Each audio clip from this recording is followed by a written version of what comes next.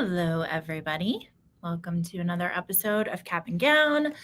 I'm Rachel Phillips Buck, Senior VP for Student Success at Ferris Resources, joined for the first time in 2026 by our President, Matt Boisvert. Hey, Matt. Oh, you're muted. You've got to get back in the swing of things, sir. I'm so out of it. Yeah. Well, listen, not only have you been traveling every other time we've done Cap and Gown this year, but we are coming off of spring break. And spring break this year is kind of weird because it's split. Like some of our schools had spring break last week. Some of them have it this week. We just don't have like a super consistent spring break schedule, do we? No, we don't. And I mean, yeah, so it's kind of interesting. And so my daughter, Ella, she has this week off. And my son and other daughter had last week off. And so I'm kind of, discombobulated and trying to keep track of like, where is everybody right now? Yeah. It's Rebecca was telling me it's been really slow in support, hopefully because you all are going to do fun things. What did you do for spring break? We went down to San Antonio. And so my 8th grade daughter, we went to SeaWorld. She wanted to go to SeaWorld, which I've never been to SeaWorld. Yeah, I haven't either. What's the verdict? It was a great day.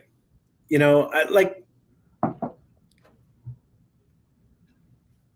all right, I'll be honest, I was a little hesitant because of the killer whales, and I feel like the way that they had been treated and all of that. And so I didn't really know what to expect.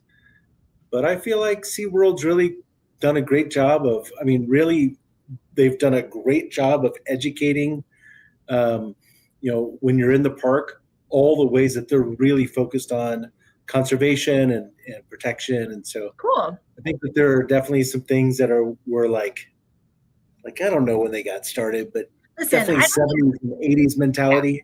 I don't think you can think about zoos too much because they're pretty depressing, Yeah. Just overall, but I'm glad that was fun. Happy St. Patrick's Day. You will notice that you are wearing green. I am not, even though I'm Irish. I totally forgot. To tell my daughter. But I will tell you, for spring break, we went to Savannah, Georgia. Two things about that. First of all, that town's 140,000 people. It is the second largest Irish population in the United States. So for St. Patrick's Day, the weekend before, they have a parade and like a lot of hoopla. The city turns into 1 million people. So That's amazing. But I like Savannah. It was really fun. It's fun to go. Is that all you're going to say about it? Yeah, it is amazing. I mean, you think about my car blew up. Is that what you want me to talk about? Yeah, that happened. You guys, we're a little bit wheels off today. I'm just going to be honest. Going back from spring break, we're a little bit wheels off. I drove my car 22 hours, 10 minutes away from Savannah. My engine had what the mechanic is calling catastrophic failure, which basically means no, you're not going to have this car anymore. So Lillian and I had a great time making memories. We will never forget this trip. It was a great trip.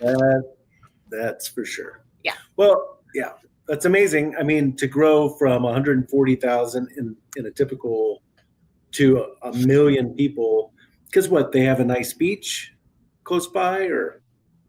No, they're coming for the St. Patrick's Day festivities. Well, what do they do? It. They have a gigantic parade. You can't listen. I know so much about this. I don't want to bore, I'll tell you afterwards. I got a lot to say about how amazing this is, but they're like very strict. They've got rules about when you can get set up, and they'll come and take your chairs if you set it up to it. Like it's a whole thing. Okay. All right. Let's move on to State of the Union. Sure.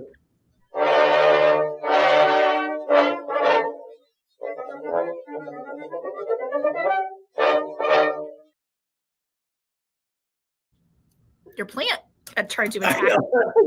The mother-in-law tongue is whipping. Sharp. Yeah.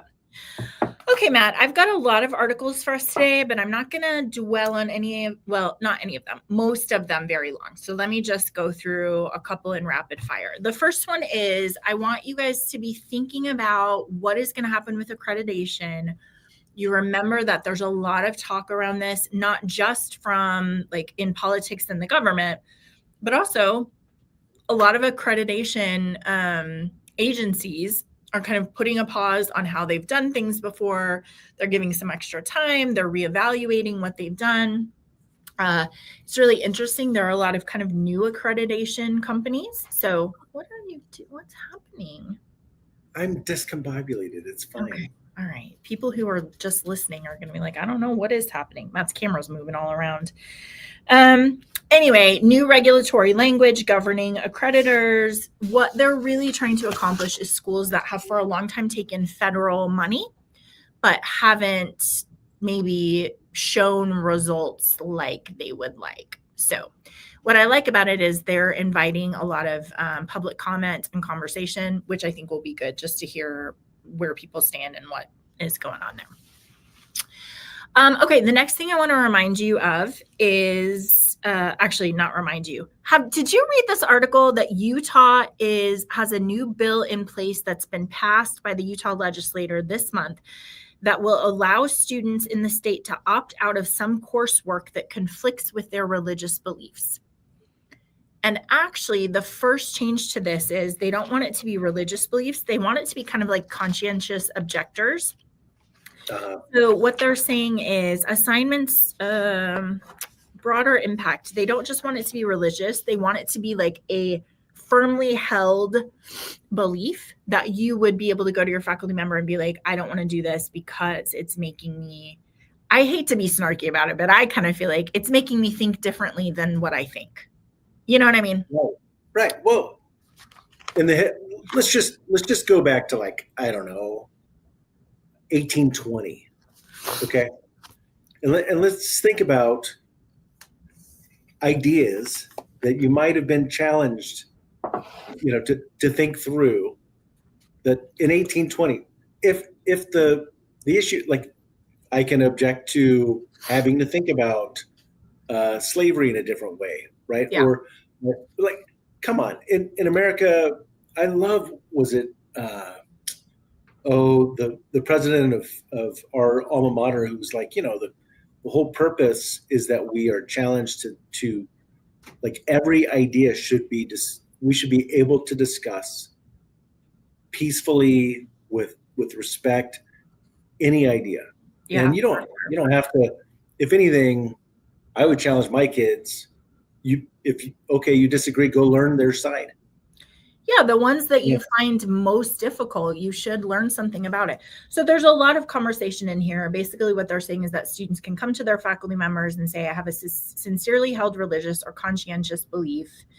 Then they would have to go to an arbiter to say, here's the other assignment that you can do. Is the faculty making accommodations for you? Obviously, lots of conversation about whether or not it's an infringement on academic freedom, because we know faculty don't like to be bossed. And so basically they're saying this restricts a professor's ability to make decisions about what they can teach and what they can assign. Also, like we just said, critics of the bill worry that students may opt out of reading and assignments that force them to engage with an alternative perspective. Those assignments that really require you to engage in critical thinking and grapple with perspectives and opinions that are different from your own are incredibly important, especially in college. So it'll be interesting to see what happens with that. But it'll be interesting to see what happens with that. Well, fortunately, the word is could allow. They have not decided to allow, True. Right? So, yeah. It is not. I guess that doesn't pass. Yeah.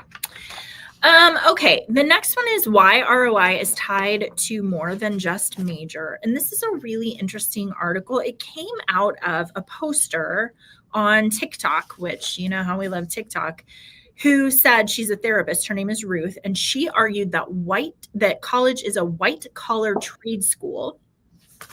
And she told her kids that she wouldn't pay for it unless they majored in one of 4 permissible fields, which were nursing, accounting, engineering, and computer science. Although she said never mind on computer science because of AI. So you can be a nurse, you can be an accountant, or you can be an engineer. That's all I'm paying for. The assistant vice president of scholarship at the United Negro College Fund, Rashim Rook, saw that and was like, hey, I think we're doing college a disservice when we only talk about ROI as informed by major. There's a lot of other things that go on for our students, especially, he says, for our first generation low income or historically underrepresented students. It's the first space where they're allowed to figure out who they actually are. And he's like, we should be talking about the meaning of life with our students starting when they're like in 10th grade. That's where a lot of that work goes on, helping them craft the understanding of like, how were they uniquely made and what are their gifts and those sorts of things. But this idea of just saying, yeah, if you're not going to major in something that is going to make you a lot of money, you shouldn't go to college. It's pretty interesting. This like interpretation that college is a job skills field is really interesting to me. Well, you've always talked about the origin of liberal arts. Yeah. And so the idea that a liberal arts education will actually make you a more well-rounded conversationalist, right? Like thinker. Socialist, not socialist, but socialite, right? Depends on the school, I guess. But and so it when I think about my major, so I was in the College of Business. Okay, so people can say whatever, that's going to turn out fine. Like there's a high ROI for that. But talking to Josh, our friend Josh, who is a biology major, who now, he's a techie developer, entrepreneur, has helped several startups. Yeah, and he was just telling me, he's a good thinker. And he was telling me that this other good thinker that he used to work with was also a biology major, different university. And he is now a thought leader in AI. And so, yeah, don't we think that college, let's all talk about what we're doing and what we majored in, right? It's very rarely a straight line. So I think drawing that straight line is a mistake for sure. Yeah, for sure. Okay, Matt, I want to move on to AI. I have a couple of really interesting AI articles. One that I'm really liking is called AI Exposes Where Learning Was Thin to Begin With. And the premise of this paper is that we have relied on proxies for understanding so often in education. So we're not really assessing whether or not a student understands. We are looking at things like correct answers. Can they write clean code in computer programming? Do they have polished writing? And those have been substitutions for whether or not a student understands. And this article is talking about how that's not going to work anymore, right? That you actually have to dig into whether or not a student understands, more importantly than whether or not they have correct code. So he's a developer. He's teaching IT and computer science and those sorts of things. And he's like, I can have a student that submits code that works, which is the right answer. But then when I dig into it with them, they have no idea why it works or why theirs is better than someone else's, or where there might be some errors, or where can we make it. So this idea of AI actually is very helpful in uncovering places where our students haven't understood something that we haven't had a great way to get at before. So it reminds me of math homework, my daughter, show your work. You got to show your work. Because if I say the answer is 65, but I can't explain how I got there, then I'm not going to get a good grade on that paper. So I like that idea of sort of utilizing it to help us better assess whether or not our students are understanding what they're turning in. And that article has a bunch of examples of how you can do that in class. For example, requiring explanation, not just submission. So turn in the right answer, but tell me how you got there, show your work. Asking for predictions before execution, which I really love. Like, what do you think is going to happen? What do you think is true? What do you think would be the best step forward? Asking for comparison instead of construction. So this teacher gives multiple solutions, including AI generated ones, and then says, tell me what the trade-offs are in each of these solutions, which, Matt, I love, because we do this all the time at Ferris. We're always like, okay, here's 4 things we can do with our technology. What are the trade-offs? What are the philosophical underpinnings of that? Like, why are we picking to go down that path? So I think that's great. I would highly recommend this article. Anything about that? A lot, but we can move on. Okay. I mean, I just think, so where learning was thin, or where learning did not stick, like the instruction, the lessons didn't stick. I mean, I don't know. Math is an easy one to understand that. One thing that I love seeing, like, I feel sorry for the students today who got into college to be computer science majors, had never coded before. Somehow magically they're going to learn to be, great programmers while they're in college, but they've actually never programmed before. And it is an AI can be a crutch and take away the understanding of, like, the foundations of programming, right? Yeah, for sure. So what you're saying, like, how could you possibly evaluate this student's code versus this student's code if you don't know really, like, what the some of the foundational or the right approach or philosophy of development should be. So it's one thing that I'm really proud of, seeing the difference for my son and his hesitation with AI. It comes from, like, his understanding of coding, right? Like a deep appreciation for the process. Yeah, I mean, it's like, right? You have to understand the basics in order to then critique or create outside of those basics. But you do have I'm just thinking of a 1950s professor of mathematics when everyone walks in with a calculator and he's like, no, guys, no. 1950s? How about 1990s?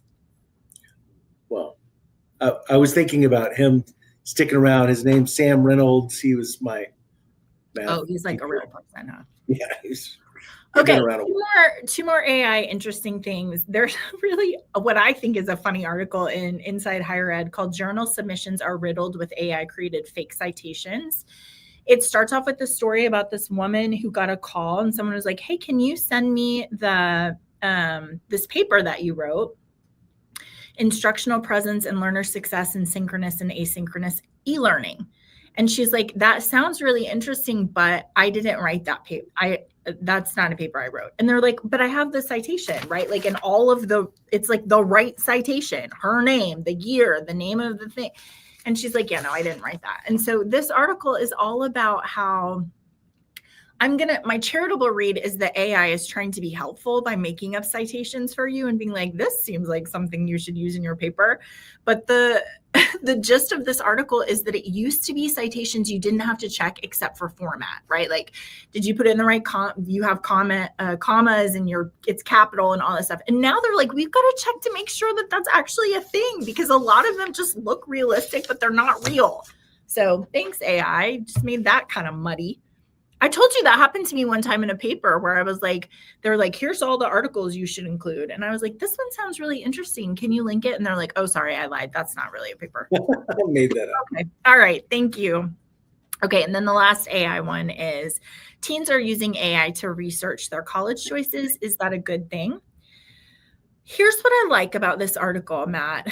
I talked with Sherry a couple of weeks ago about how AI can fill the gap of a thing that's not good in a person's life. So in other words, if you don't have any friends and you're feeling kind of lonely, AI can fill that gap. Now, it's not as good as having friends.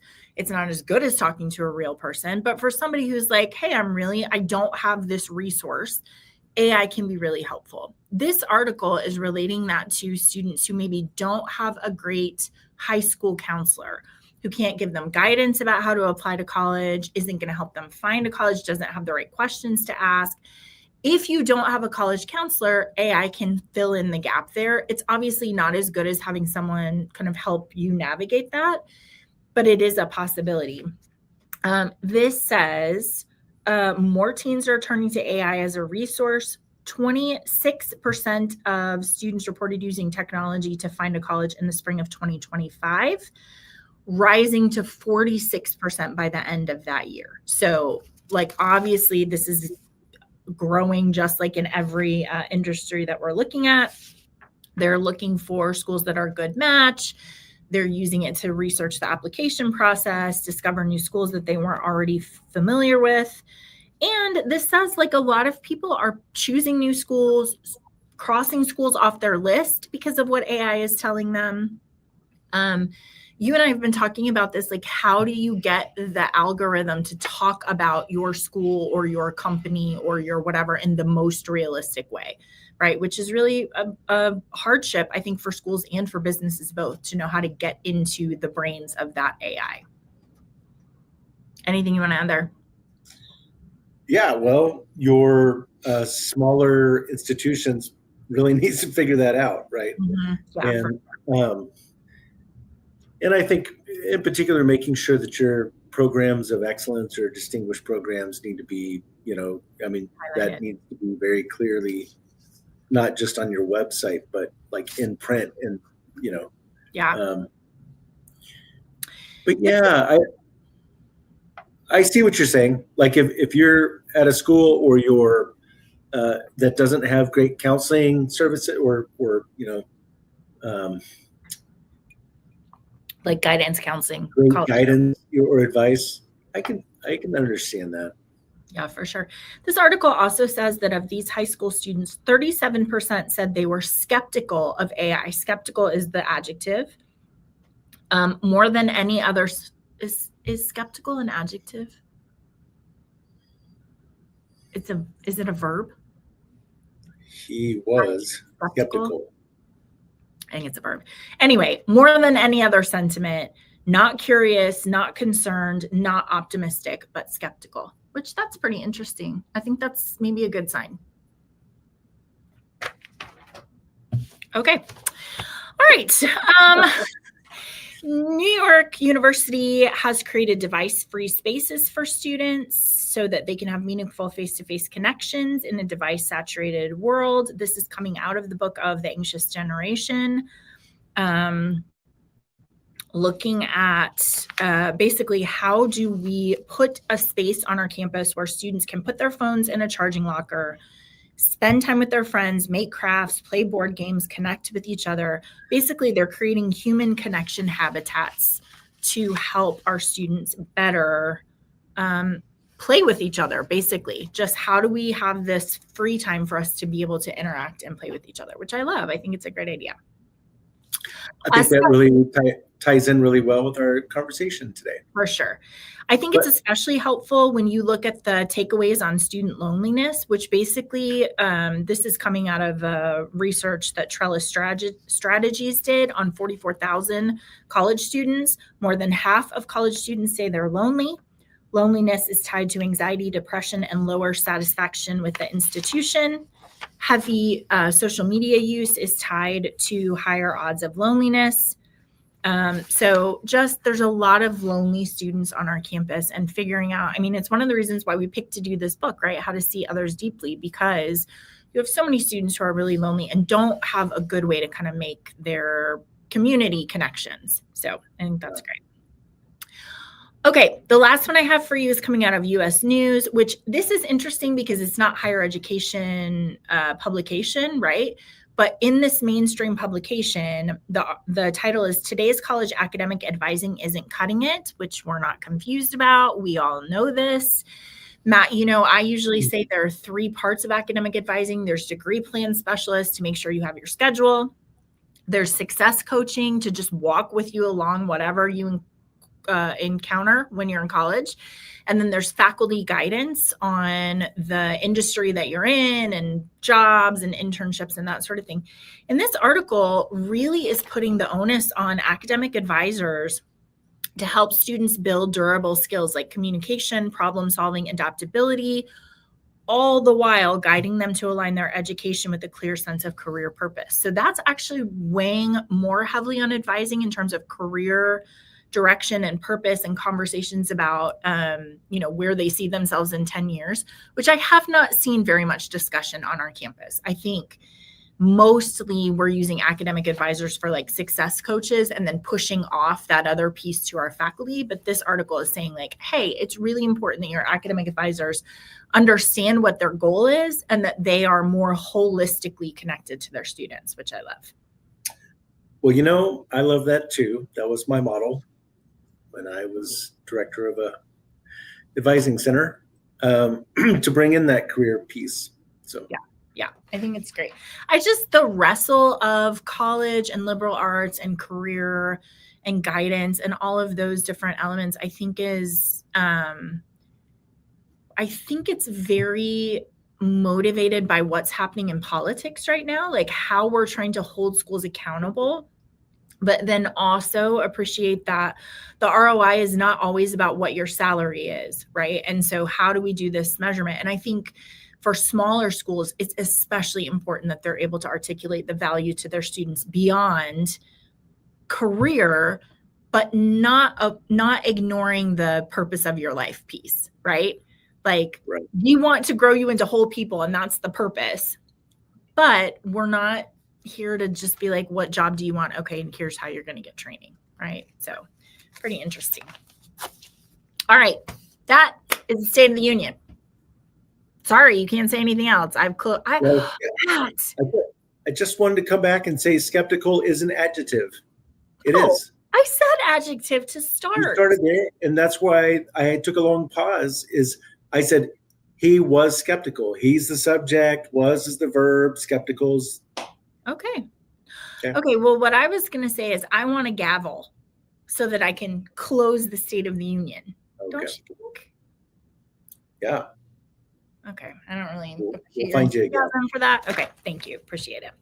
All right. Let's move on to our main content, which is How to Know a Person by David Brooks. We're reading this. Our team is reading this independently. Rebecca has finished the whole thing, so she was telling me it's good. We've got more to come. What's happening? I'm sorry. You were like drifted off. Gotta find you a gavel now. Where can I source a gavel? You gotta find the gavel. Yeah. Okay. So our chapter today is about accompaniment. And I really love this chapter, although I'm going to warn you, it's highly likely. I said this with Sherry last time. I don't know what's wrong with me. It's highly likely I'm going to shed some tears this episode because I just find this chapter so beautiful. And the examples that they give are really, I think, touching.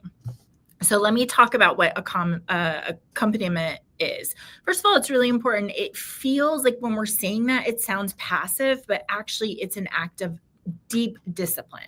So you have to be very, very intentional about this idea of accompaniment. And he opens this chapter with a reflection of this man who, it's a long story, but he finds himself at a river and he decides to just like float in this river. And his whole purpose in doing this is just to be like, what is it like to be this river? Like, how does it see the sky? And like, where are the fish? And how does this bend move? And it's deeper here. And he's just accompanying this river on its journey, right? He's not being bossy. He's not like telling them what to do or making judgments. He's just like, I want to be in this river and really accompany it on its journey. So it's not swimming what he's doing in this river. It's more like he's not investigating it. He's just going along with it, right? Just trying to understand what's happening. Absorb, right? Exactly. So it's really interesting because the first element of this accompanying our students or our families or our colleagues or our friends is this idea that we are just doing stuff together, not necessarily face to face, right? It doesn't mean that we have to be like, okay, how's it going today? But actually just that we're side by side doing the same things together. And there's something really valuable about that. Matt, I was trying to think upstream thinking, you know, one of the things he says is like, there are lots of ways for you to understand someone else's perspective. And one of them is to walk it, like walk the journey that they're going on, just like you would do in this river. That is accompanying a student's experience versus directing it, or, you know, being like, here's how it has to go, which I think is a really important element there. And he also says this idea of accompanying them is not studying a person, it's just getting used to each other, which I really appreciate as a concept, because sometimes I think we underestimate how important it is to just get comfortable with this person, right? It's why we do small talk a lot of times. It's why our friendships take a long time to develop, because we are just like absorbing the other person, getting used to them, being close to them, watching their journey, which I think is really fun. And you and I were talking about how this could be different for introverts versus extroverts, right? Yeah, I think you know, you and I are both introverts. We've seen the extroverts who it seems like they just hit it off with people, and people, you know, are excited to share information with them, and it seems like they're really connecting, bonding very quickly, whereas I'm very slow to. Yeah, Matt, we were laughing. I mean, I think I'd known you for like 6 years before I finally was like, hey, I think we're friends now. And you were like, why? And I said, well, because you called and I answered, which I very rarely do. But it took me 6 years to get like comfortable with you. Be like, okay, this is a person that I'm going to count in that sphere. So this idea of accompanying is all about kind of temperament and manner, understanding what this other person is. What is the energy that they bring to the relationship? And, you know, when we talk about danger brain and connection brain, the start of accompanying someone is all about this really subtle knowledge that you have of a person before you can even start to talk about things that are important. So it's just testing each other's energy and making sure that we have a clear picture of who you are. And Matt, Sherry and I were talking about whether or not you have the face, not you, but one has the face where people feel like they should tell you their whole life story. I have it. She has it. Not everybody does. I don't have it. You should be happy that you don't. But as I have thought about that more, and what this author is saying is that there are ways to show up with people that really deepen your connection with them and create this layer of trust. And then there are ways that do not do that. And so I don't know if everybody is like this, but you know that I am always like, the first thing I'm assessing is this person safe? And by that, I mean, are they trustworthy? Can we talk about real things? Are they going to turn into a crazy person, right? Who likes drama and all sorts of stuff? Is this person safe? And that's the first step of this idea of accompanying. Anything to say about that?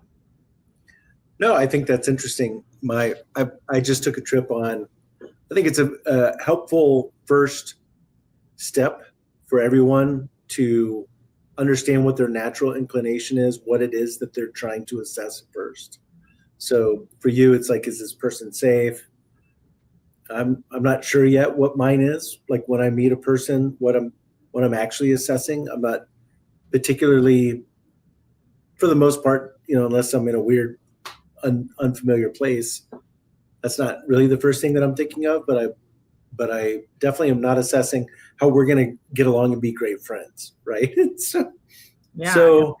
But I think that's a helpful first step, is just thinking like, naturally, these are the things that I need to set aside. So I think as David, the author's talking through, and he's talking about the difference between diminishers and illuminators, and he gave a long list of ways that people are diminishers, or what are the actions or behaviors of diminishers. I think that's a really, like, that's an important first place to look, is like, what are the things that I naturally do that could diminish this engagement with this person versus illuminating it.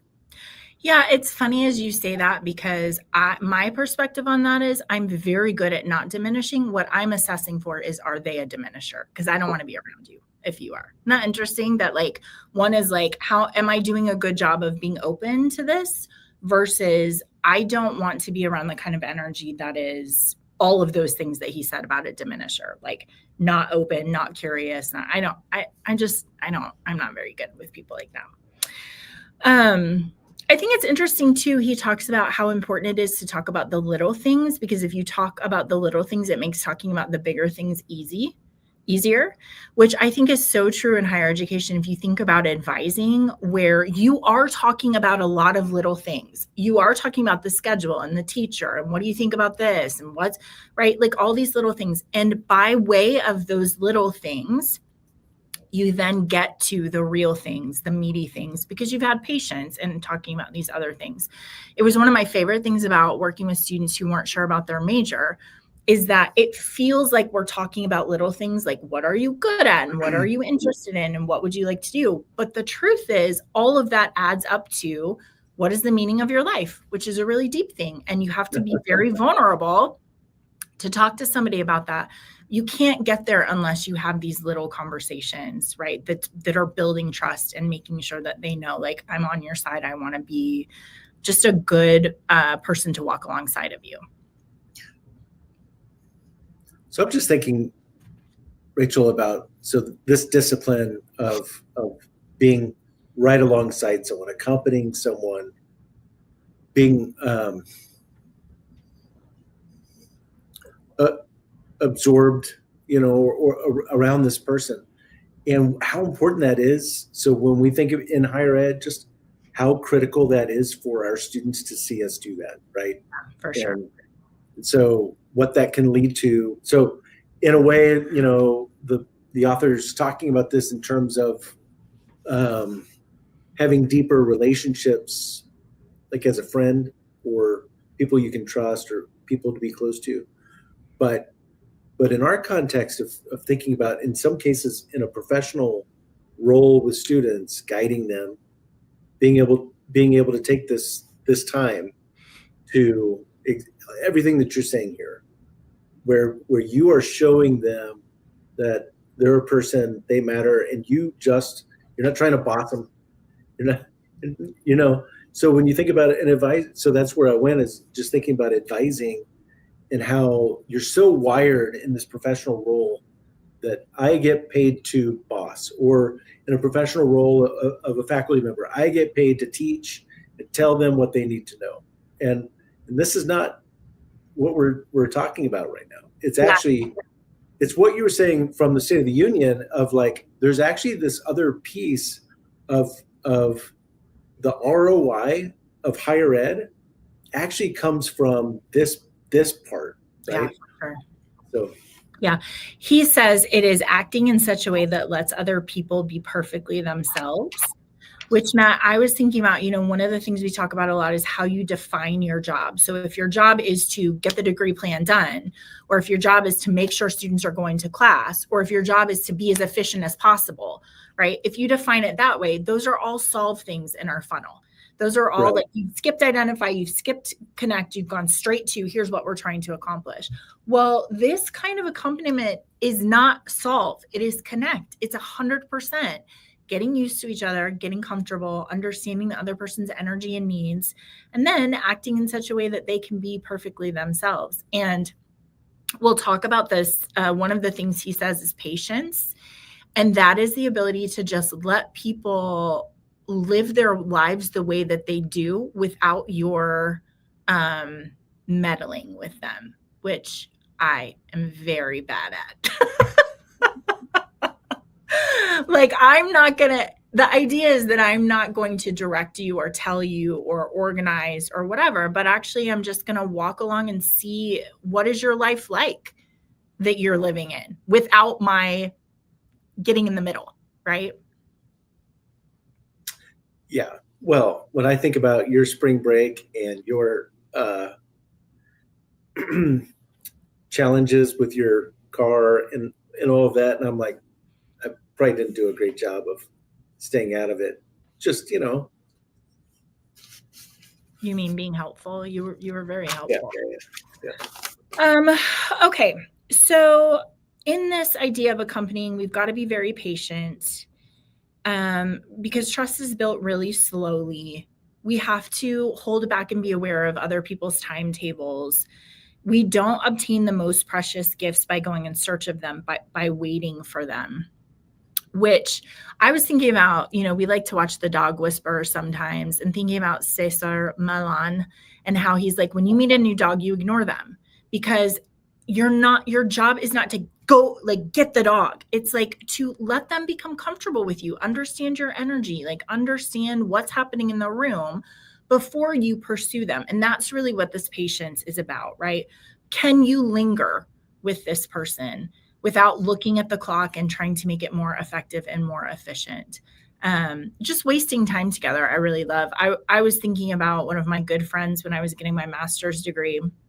We would linger together the whole day. We would start with coffee, and then we would have lunch, and then we'd go back to coffee.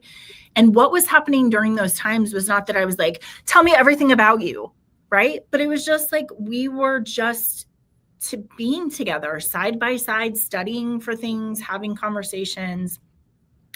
We really were accompanying each other on this journey versus this like very, very targeted, like, okay, what's going on with you, right? Which is impatient. It's actually demanding from people instead of just letting things develop. So I think it's interesting. Okay, let's see. Personal truths resent approaches that are too aggressive, too intense, too impatient. People rightly guard their own psychological space and erect gates that can be passed through only in their good time. I love this, Matt. You and I were talking about this line in the book that says, people have to know that you see their reserve as a form of dignity and their withholding as a sign that they respect themselves. So what you have to communicate to someone else is, you have every right to vet me, to make sure that I am safe, that we are comfortable around each other before I absorb all of these deep personal truths about you.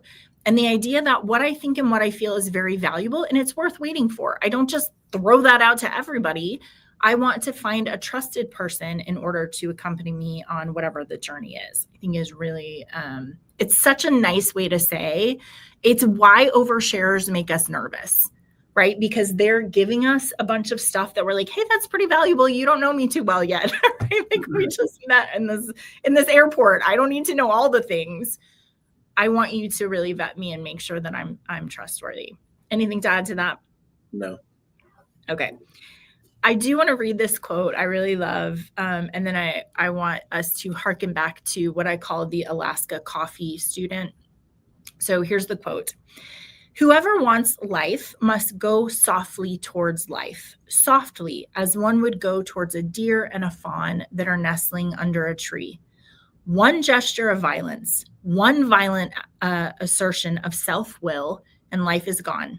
But with quietness, with an abandon of self-assertion and a fullness of the deep, true self, one can approach another human being and know the delicate best of life, the touch, which I really love. This idea that we go softly towards our students and towards each other. And it reminds me of when we were at the school in Alaska, there was a boy who was clearly didn't feel like he belonged, was kind of a loner, didn't have a community group. And the woman who was in charge of the tutoring center just watched him over the course of a semester. And she said it started with he would just walk past the tutoring center. She just noticed and then after a while he would kind of stop and look in and then he would leave. And she was so patient. And then one day they had a coffee station. He came in, didn't get coffee, but looked at it and left. Just like this very slow build to finally he came in. And I think the first time he came in, he started pouring coffee and one of the student workers was like, hi, can I help you?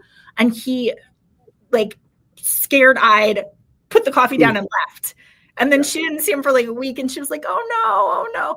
And then eventually he came back and had a coffee. And then eventually they came to be friends and she could help him through tutoring and coaching and all of that kind of stuff. But her patience to just be like, what I'm trying to convey to you is that I'm a safe person who would like to walk with you on this journey. I'm not going to ambush you until you say to me, I'm comfortable and I'm ready for us to be able to walk along together. I think is such a great example of that. Yeah, I think if we were to step back, we could all think of a student like that who both, students who you maybe approached a little too aggressively and they poofed. But then you have those students where you were careful and how that slowly developed into a good mentoring relationship. And so I think going to this quote and thinking about your students, right, as softly as one would go toward a deer and fawn that are nestling under a tree, right? So Yeah. I think that's, when I go for a walk and I see, like a year ago, I was on a walk and saw a huge deer buck that was just like right off of the path. And it was like, I wanted to just walk as slowly as possible so as to not scare them.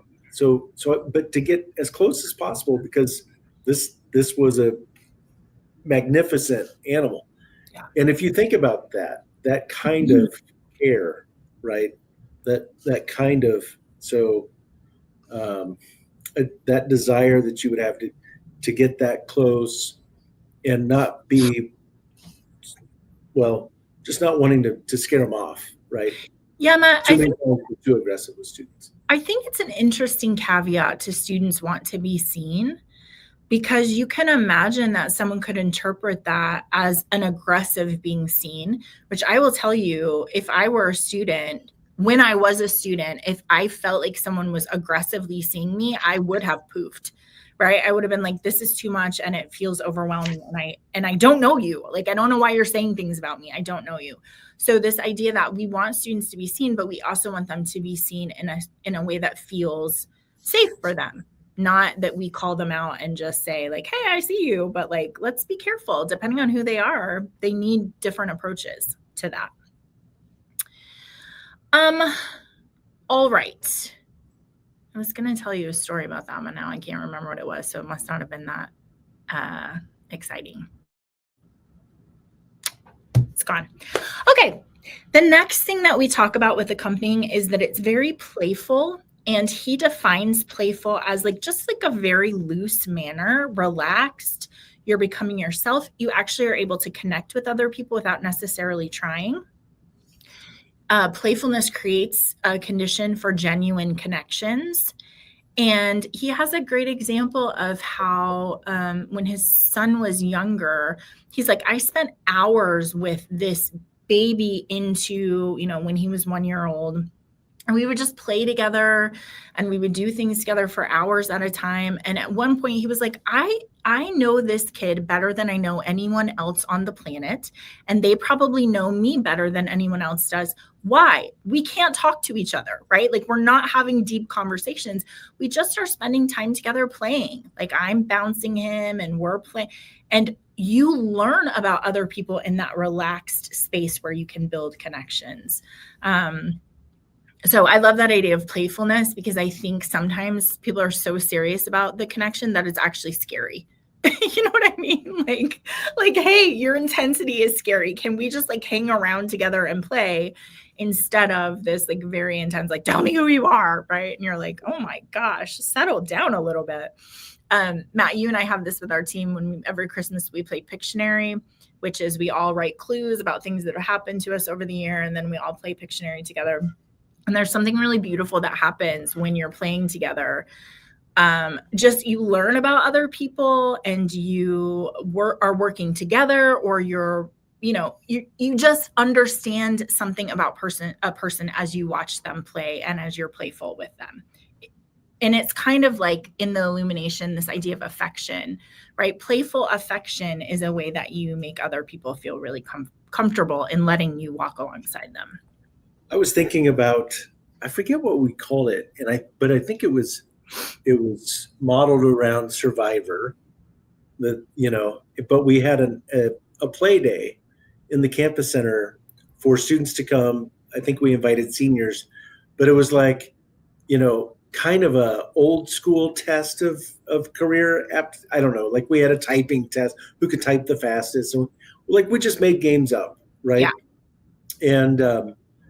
And what that allowed, and of course you remember the purple desk that I painted, like that I would just like randomly take to places and but the idea, like, how can we show students that we are fun, that it's not we're not just serious, like, but we are playful. Yeah. We're approachable and playful. And so I think so yes, all of this stuff that David Brooks writes about, like what play does for kids, all of those benefits for kids, that it develops their emotional regulation and frustration tolerance, it builds their social skills, it fosters creativity and divergent thinking, it supports identity formation through role play and narrative play, reduces their stress hormone cortisol, and builds stress resilience, improves executive function. All those things we know, that's why we like it. And when you can show that you're playful, you are showing your students the side of you that is approachable. Yeah. And a way for them it is what you've said about the amygdala, for them to let their guard like relax. And now we can go into, we're not in defensive mode or stress mode, danger brain, but now we're in connection brain. And that moving into connection brain, what that then provides for us, and being able to see a side of them as they see a side of us that they may not expect, whether you're in a career center or advising center or counseling or faculty. Yeah. Yeah. I think that there's something about playfulness that talks about safety to another person, right? You don't play with people that you don't trust. You don't play with people that you don't know. And so it does say, like, I'm not here to judge you. I'm not here to direct you. I'm not here to tell you what you're doing wrong. We're actually entering into this together. And there's some vulnerability that I'm showing you in being playful, instead of showing up like very, very stern. Right. So Matt, I think about, we have the example of the email where the person who I know felt very insecure. And so it was like, every time she would sign her email, it'd be like, Rachel Phillips Buck, MMFT, LPC, blah, blah, blah, SVP, like all of the stuff. And you're like, that's not playful. That's scary. Versus writing an email that would be playful, right? That would kind of engage students in this safer way, instead of trying to, what you said earlier, like influence them with your power or your position or your expertise or whatever. Instead, just being like, help me understand what's going on with you, I think is really important. Okay. The other thing here is other-centered. So we have this idea that we're playful. We have this idea that we have patience. And then we have this accompanying is other-centered, which means I'm not in charge of this journey. You are. But I'm not a passive bystander. Right? So you have the ability to make choices. You can decide what you want to do, but I want to be an accompanist to you, which you think about in music, this idea that somebody is the featured player and I'm going to accompany you. And what does that take? Like, it takes a lot of skill and a lot of discipline and a lot of being able to understand what the other person is putting down and how you can show up as complementary to that. It is definitely not a hands-off. It is this discipline of paying attention to another person. Matt, I was telling you, this reminds me of grandparents. So when my daughter was young and my mom would come, like what my daughter's used to is, I've got a whole bunch of stuff in the day we got to do. I got to go to work. I've got to drop you off at school. We got to come home. I got to make dinner. You got to make sure you do these things. Like, that's what she's used to. And when my mom or my sister would come, what they would give her is just this, like, I'm delighted to be with you. What do you want to do? Right. And she's like, I want to go to the park. Then we're going to the park. I want to swing. Then I'm going to push you on the swing. This idea that it's just how can I watch you walk through life and not make it about me and what I want to do and what's most important to me, right? Now, I don't have to be effective and efficient. Actually, what we're doing here is I'm learning about you and how you approach things and how you experience things, which is so valuable. Well, I got to say, I mean, this spring break trip, going to SeaWorld, like the whole thing, this is what Olivia wants to do. I'm not going to direct it. And so while we're at SeaWorld, it actually put me in a relaxed state Yeah. to not be in control, to just like, what would you like to do? Do you want, so we rode this roller coaster, which I didn't know SeaWorld had roller coasters, but okay, they do. So we rode it, and we were in the very front because I said, you really want to experience the front or the back. And so we got right in the front. And we did that. And then I look back, and it's the line's like, there's no one in line. I said, the line's open. You want to ride it again? She said, yeah. So she went right again. We sat in the back this time. And I was just thinking, like, this is really fun. Whatever, I'm just here for the ride, right? And her only thing was she had already gone to the Alamo. She didn't want to do that while we're in San Antonio. But I was able to slip that. Yeah, it's interesting the discipline it takes to allow that to unfold, right? Because we're so used to being bossy that it takes a lot of discipline to just be like, okay, what he says is you have to let others voluntarily evolve, which is part of that patience piece. We can't force it. We just have to walk with this person as they're making changes and evolving into someone else. And that so much to me is the heart of student development work, right? We can't with our freshmen be like, and you've got to be like this. We have to actually, it takes us 4 years to get to the place where we can see that evolution and that change and how it's impacting their life. And I think you see that at your universities. There's your approach, which hopefully is patient and other-centered. And then you see others, and it's like if they're confused about why you have such success with students. Right. Maybe this is a great book that you could hand to them, be like, hey, this actually does a great job of explaining kind of this, just try it. Just try a more patient, other-centered approach. Yeah, for sure. Okay, the last piece in accompanying is about presence. Which I really love. This is just like, hey, you got to show up. And you were saying the examples in the book are like, you should go to the funeral. You should go to the wedding. You should be there when someone is grieving. But you were saying like, you should go to the baseball game. You should go to the basketball game. You should go to graduation. You should go to chapel or the events that you're having. Showing up and having that presence is another way that you communicate. Like, I want to understand what your experience is like. So I really love that. Do you want to say something? I've got a collection of videotapes that I got from my parents' house. And one of the videos is actually from my senior dinner graduating from ACU and sitting next to a professor who I had for one class. And him being able to talk with my parents and have conversations with them about me, but him showing up and being at that dinner, probably the best part there is that they called my name to be recognized as a student athlete for running track. Now, what's funny about that is my dad's looking at me like, did you run track at ACU? Well, no. And this professor who had me for one class also was curious about this. And I was like, they got the wrong person. There was another guy with the same middle and last name, not me. He was the one who ran track. They gave it to me. But but he knew me well enough. Because he showed up. I just think about, there are little things on your campus where you have these opportunities to say to a student, I care enough. That was Terry Pope. And, we stayed connected, still are. So. Yeah.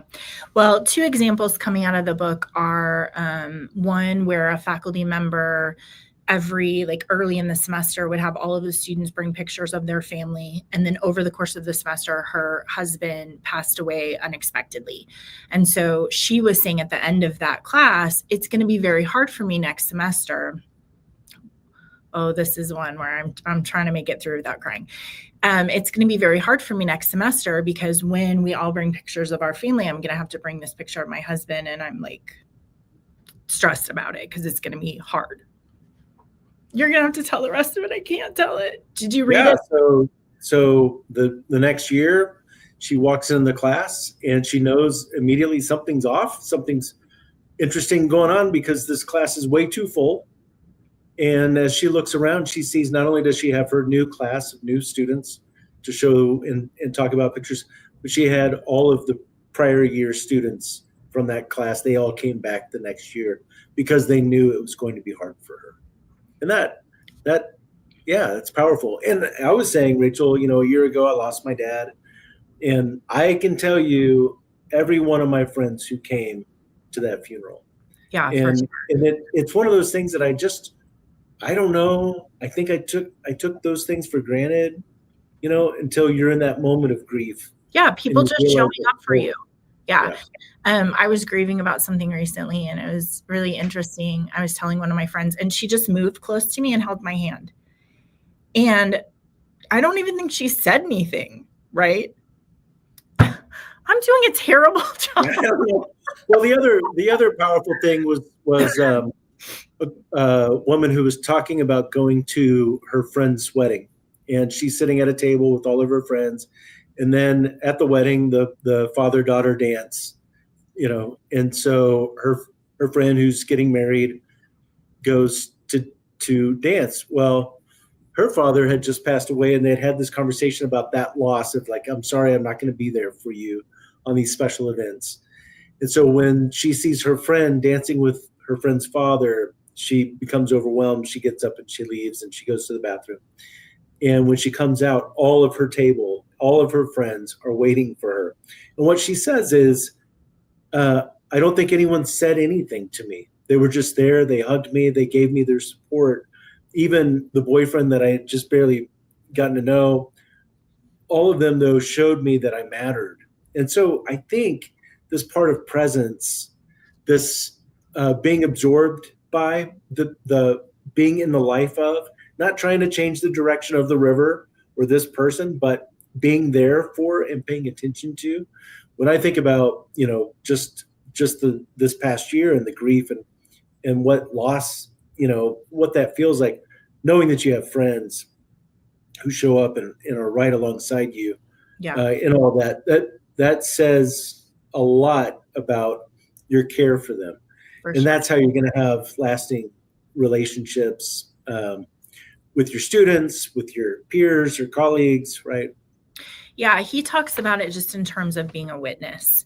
So he says it's not improvement, neither of the other nor of the self. The ultimate touchstone is witness, the privilege of having been seen by someone and the equal privilege of being granted the sight of the essence of another, to have walked with them and to have believed in them, sometimes just to have accompanied them for however brief a span on a journey impossible to accomplish alone. Which, Matt, to wrap up this idea, I think about our students and the journey of their journey as a river, right? So it starts in a place and it's going to go all the way through their lives. And we have them for a short amount of time on that river. There's 4 years, maybe one class, maybe 1 year. There's varying times where we get to be part of that story. And what a shame to be in such a rush to accomplish things or be efficient or check a thing off the list. What a shame to be in such a rush that you miss accompanying them for that short amount of time that you have the privilege to do it. And so, part of what I'm saying in higher education is always we come back to our values, we come back to what's important about higher education, what we believe in about student development. I think this is a great way to have the language to remember why we do the work that we do. It is a privilege to be invited to accompany someone on their journey for however long or short that happens to be. And don't miss it. Don't be so busy that you miss all of these little opportunities to better understand somebody and how they're walking their path. This chapter is such a beautiful understanding of what you mean when you say, first you connect, then you can solve, but you have to invest in the connection.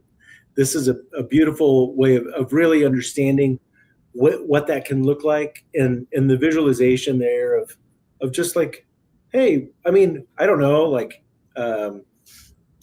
maybe not, I don't know, just we're gonna get in our inner tubes and we're gonna float down this river together. Yeah. And that's kind of beautiful, right? Yeah, for sure. Yeah, for a short amount of time, we have the privilege to be together. So let's not miss it, for sure. And yeah, Rachel, if you play that out, you just think about like if you're on the Guadalupe or whatever, and as you're floating, sometimes you hit some white water occasionally, right? And if you're with this person alongside, like that shared experience of like, I'm not trying to tell you how to handle your tube. We're both in this. We're going to experience it together and see how we, react to that, but how much better we are because we're doing this together. Yeah, for sure. I love it. I think this is a great book. Yeah. I think this is a like campus, like everybody should read everybody should read this book and do like book club around it, right? We were talking about the trend of, freshmen wanting to live alone. Mhm. So their accommodations, they want a single occupancy room. And I just think like, actually, before we agree to that, you have to like try this. Just try it. Try connections with other people and see how that feels. Try to be a roommate, That's always an adventure, isn't it? All right. Well, we will keep going in this book. I'm really excited because we have it for the full year. So there's a lot more to come on this book. And that I think I'm going to kind of weave it in with this other book, which is all about AI. I think it's a good balance of like how we see people deeply, but then also how we can use technology. We don't want it to be scary. We just want to have some good philosophical underpinnings of how we implement AI technology. So more to come. Happy March, happy spring break, everybody, and we'll see you next time. Thanks, Rachel.